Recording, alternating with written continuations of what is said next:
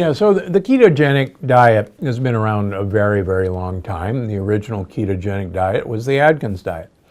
Atkins didn't know that actually most people can't get into ketosis. And I devote an entire chapter, chapter 10 of the Plant Paradox, on the ketogenic diet done correctly. What most people don't know in a ketogenic diet is that a paleo diet is not a ketogenic diet. Most people following a paleo diet that I follow never get into ketosis. And that's because protein, animal protein, is converted into sugar. It's called gluconeogenesis. And that's why actually Dr. Atkins died a fat man. How do I know that? I take care of his head nurse. So what paleo people do is eat far too much animal protein. In fact, what you have to do is eat fat.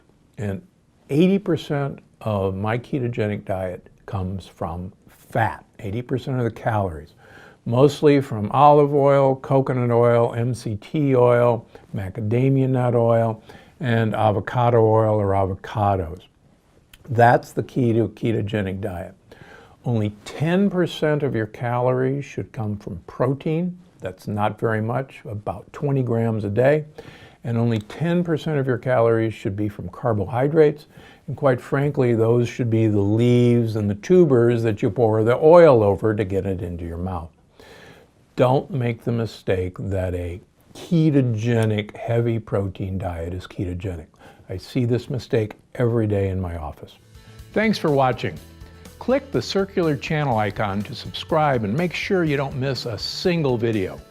Click on the left to watch another great video, and don't forget to visit my website for more of my best tips. Because I'm Dr. Gundry, and I'm always looking out for you.